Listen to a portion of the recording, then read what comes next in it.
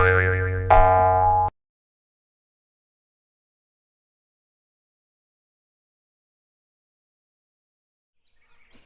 गांव में दो साधु रहते थे। उन्हें दुनिया की बनावटी चीजों से कोई मोह नहीं था।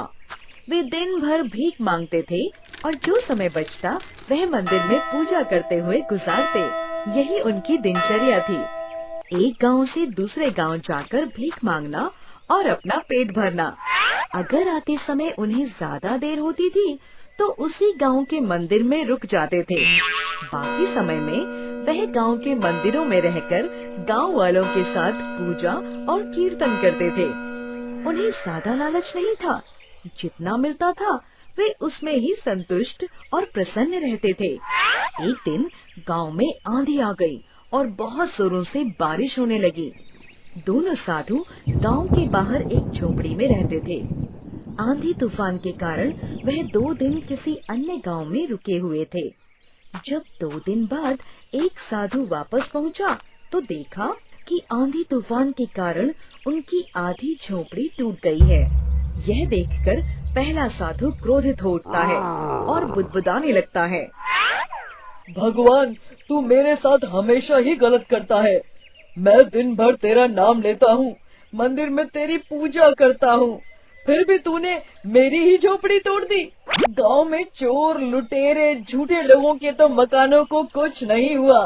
बेचारे हम साधुओं की ही झोपड़ी तूने तोड़ी। ये तेरा ही काम है। हम तेरा नाम जपते हैं, पर तू हमसे प्रेम नहीं करता। तभी थोड़ी देर बाद दूसरा साधु वहाँ पहुँचा और झोपड़ी को देखकर खुश हो जाता है, नाचने लगता है और कहता है, भगवान, आज विश्वास हो गया तू हमसे कितना प्रेम करता है। ये हमारी आधी झोपड़ी तूने ही बचाई होगी, वरना इतनी तेज आंधी तूफान में तो पूरी झोपड़ी ही उड़ जाती। ये तेरी ही कृपा है कि अभी भी हमारे पास सर ढकने को जगह है। निश्चित ही ये मेरी पूजा का फल है। कल से मैं तेरी और पूजा करूँगा। तेरा मुझ पर विश्वास अब और भी बढ़ गया है। तेरी जय हो। यह सुनकर पहला साधु क्रोधित हुआ और बोला, तुम्हें दिखाई नहीं दे रहा कि हमारी आधी झोपड़ी आंधी में टूट गई और तुम इस बात पर प्रसन्न हो रहे हो? कितना नुकसान हो गया है, यह दिखाई नहीं दे रहा? इस पर दूसरा साधु बोला, आंधी में जो आधी झोपड़ी बची है, अगर वह भी नहीं बचती तो हम कहाँ जाते? पहला साधु बहुत क्रोधित था और वहाँ बैठकर दूसरे साधु को भी कोसने लगा कि वह कितना मूर्ख है जो इतनी सी बात भी समझ नहीं पा रहा कि अब उनका क्या होगा और वह कहाँ रहेंगे।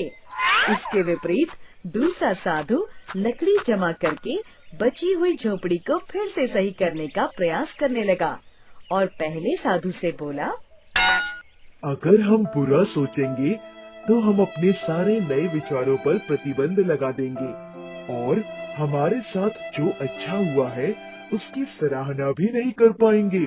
इतना बोलकर वह टूटी हुई झोपड़ी को सही करने लगा। शिक्षा। एक ही घटना को एक ही जैसे 2 लोगों ने कितने अलग अलग ढंग से देखा। हमारी सोच हमारा भविष्य तय करती है। हमारी दुनिया तभी बदलेगी जब हमारी सोच बदलेगी। यदि हमारी सोच पहले वाले साधु की तरह होगी तो हमें हर चीज में कमी ही नजर आएगी, और अगर दूसरे साधु की तरह होगी तो हमें हर चीज में अच्छाई दिखेगी। हम सुधारने की बजाय अपनी परिस्थिति को कोसते रहेंगे और बुरा भला कहेंगे। अतः हमें दूसरे साधु की तरह विकट से विकट परिस्थिति में भी अपनी सोच सकारात्मक बनाए रखनी चाहिए। अपना धैर्य नहीं छोड़ना चाहिए। लगातार प्रयास करते रहना चाहिए कि किस प्रकार अनुकूल परिस्थिति से बाहर निकला जा सके।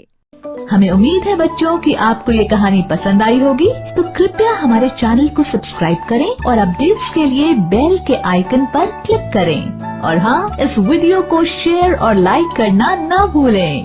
Bye bye.